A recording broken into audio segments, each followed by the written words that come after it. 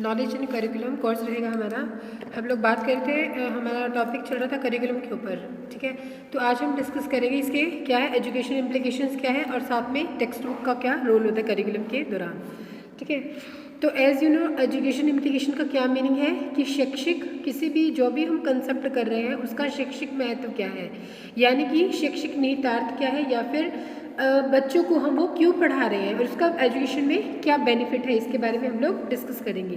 तो जैसे कि क्या है, ज्ञान और विचारधारा की बात चल रही थी, नॉलेज की, करिकुलम की और विचारधारा के बारे में हम बात कर रहे थे। तो यहाँ पर क्या है कि क्या करता है, राष्ट्रीय प्रक्षेप्य में अभ्यास, भाषा, संवाद और बहुसंस्कृत का बोध होने के बाद हम जो है इसके शैक्षिक प्रभाव के बारे में बात करते हैं। तो ज्ञान क्या है, सबसे पहले क्या है, तो ज्ञान का विस्तार निरंतर बढ़ता जा रहा है, ठीक है। क्या है, एजुकेटर्स हों, टीचर्स हों या एडमिनिस्ट्रेटर हों, उनके लिए बहुत कठिन काम है कि वो विद्यालय के स्तर पर, स्कूल लेवल पर जाकर विद्यार्थियों के लिए क्या क्या उनको सब्जेक्ट मैटर प्रोवाइड कराना है, क्या क्या उनको लर्न कराना है, किस किस चीज़ की उनको नॉलेज देनी है। तो इस दौरान जो है उनको बहुत ज़्यादा स्टडी, बहुत ज़्यादा ये रिसर्च की आवश्यकता पड़ती है। तो इसके लिए क्या है कि पाठ्यक्रम, जो भी पाठ्यक्रम उनको लगाया जा रहा है, कितने समय के लिए लगाया जा रहा है, उसके बारे में उनको जो है इसके बारे में डिटेल में स्टडी करते हैं और इसका उनके लिए बेनिफिट हो जाता है कि क्या क्या वो बच्चों को पढ़ाएं और किस तरह से इसको इम्प्लीमेंट करें। तो ये क्या है, एजुकेशन इम्प्लीकेशन है कि ज्ञान का या जो भी नॉलेज दे रहे हैं उसका बच्चों के लिए क्या महत्व होगा। फिर उसके बाद डॉक्टर राधाकृष्णन की बुक है the national culture of India.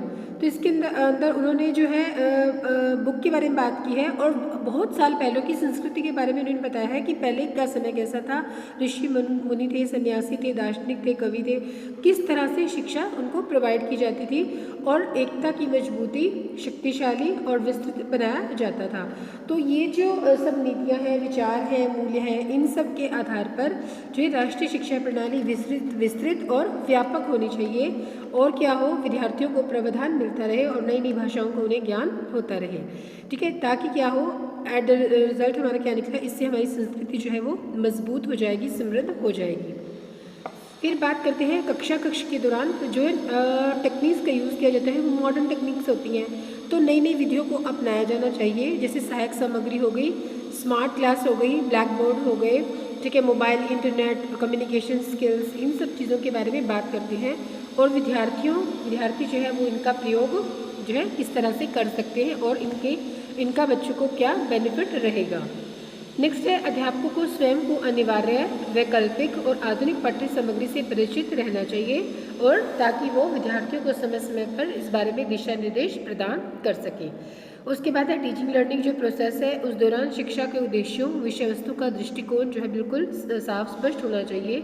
School और स्कूल के बाहर होने वाली क्रियाएं औपचारिक शिक्षा से पूरी हो सके तथा इनका जो है अधिगम के आधार पर इनका मूल्यांकन किया जा सके। उसके बाद बात करते हैं, प्रत्येक व्यक्ति के लिए सीखना कहीं भी किसी भी समय हो सकता है। तो बच्चों को, जब बच्चे हैं, सहपाठी हैं, फ्रेंड्स हैं, छोटे बड़े हैं, क्लासमेट्स हैं, कोई भी है, उनके लिए शिक्षण अधिगम जो है वो प्रेरणा का स्रोत होना चाहिए, यानी कि उनको जो है टाइम टू टाइम मोटिवेट करते रहे नई नई चीज़ें सीखने के लिए। फिर पाठ्यक्रम का निर्माण करते समय बच्चों की योग्यता, रुचि, गुण, उनके अंदर सकारात्मक दृष्टिकोण का विकास हो, आध्यात्मिक विकास हो, इन सब का भी ध्यान रखना बहुत ज़्यादा आवश्यक है।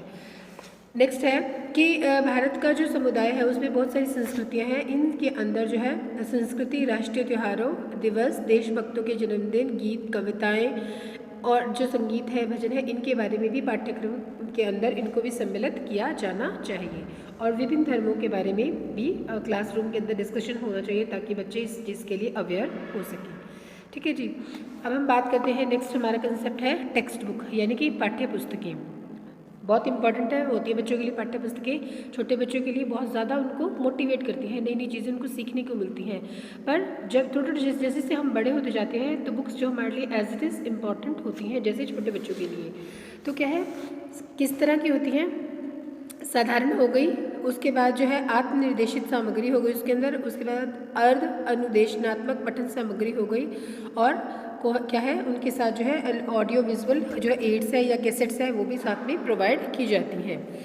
तो ज्ञान और विचारधारा के रूप में विद्यार्थियों के लिए पाठ्य पुस्तक विद्यार्थियों के अभ्यास के लिए पुस्तकें और अध्यापक के लिए विवरण के लिए पुस्तकें, अलग अलग टाइप की पुस्तकें जो है बनाई जाती हैं। और साथ में क्या होगी, वर्कशीट के लिए जो बुक्स बनाई जाती है जिसमें अध्यापक और विद्यार्थी दोनों ही अपना कार्य कर सकते हैं।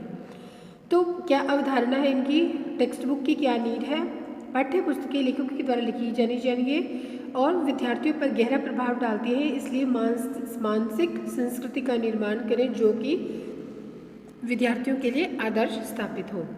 उसके बाद पाठ्य पुस्तकें जो है वो सामान्य लोगों के लिए राष्ट्रीय सांस्कृतिक मूल्यों तक सीमित न रहकर बल्कि ऋषि मुनियों, महान दार्शनिकों और महान नेताओं के विचारों से भी संबंधित हों।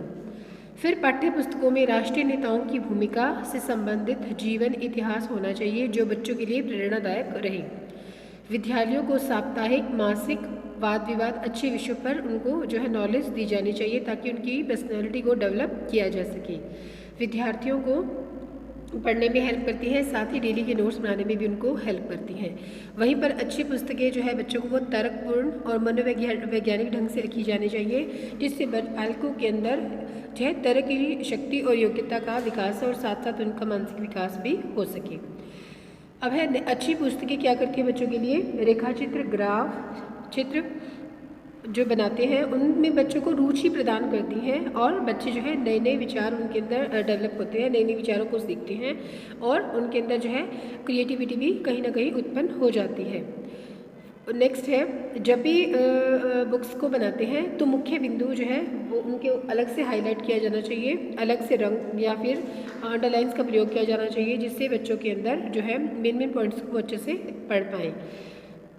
पाठ के अंत में विषय वस्तु के दौरान बहुत सारे बिंदु ऐसे थे जिसमें फॉर्मेटिव इवैल्यूएशन और जो है सबमिटिव इवैल्यूएशन का पता चल जाता है। इससे विद्यार्थी ने कितना सीखा और अंत में इस तरह की दोहराई की जो है रिवीजन होना इस तरह की बुक्स के अंदर हो कि बच्चे इसको रिवाइज कर पाएँ। पाठ्य पुस्तकों को सम्मान के साथ उचित स्थान पर रखना चाहिए और विद्यार्थी पाठ्य पुस्तकों के लिए रुचि का जो है उनके अंदर पढ़ने की उनकी रुचि को डेवलप करती है, वहीं पर मुख्य बिंदुओं पर भी प्रकाश डालती है। पाठ्यक्रम जो विद्यार्थियों को क्रियाशील बनाने में सहायक है, कहीं ना कहीं विषय सामग्री की भी बहुत अधिक आवश्यकता होती है जो विद्यार्थियों को चिंतनशील बनाता है और उनका मानसिक विकास करता है। ठीक है, तो ये थी हमारी आज की कंसेप्ट जिसमें हमने डिस्कस किया कि बुक्स का क्या रोल है बच्चों की लाइफ में, किस तरह की होनी चाहिए। इंटरेस्टिंग बुक्स होती हैं तो पढ़ने के अंदर रुचि बच्चों की बढ़ जाती है। वहीं पर उनकी जो छपाई है, भाषा है, सरल होनी चाहिए, छपाई नीट एंड क्लीन होनी चाहिए और जो भी साइज़ रखा गया है वो इसके अकॉर्डिंग रखा जाए कि बच्चों की आंखों के ऊपर ज़्यादा प्रभाव नहीं पड़े। ठीक है जी, तो ये थी हमारी कंसेप्ट। इसमें हमें वो क्वेश्चन पूछ सकता है कि हमारा जो है knowledge, what you mean by knowledge, knowledge क्या है, टाइप्स ऑफ नॉलेज, उसके बाद कि बुक्स क्या, एजुकेशन इम्प्लीकेशन क्या है नॉलेज की, और करिकुलम के बारे में पूछ सकता है, टाइप्स ऑफ करिकुलम हो गया। और साथ में आपसे पूछ सकता है कि इनका जो टेक्स्ट बुक्स है वो क्या इंपॉर्टेंस रखती है हमारे लिए, इनकी नीड क्या है, इनकी इम्पॉर्टेंस क्या है। ठीक है जी, होपफुली आपको क्लियर हो रहा होगा। Thank you.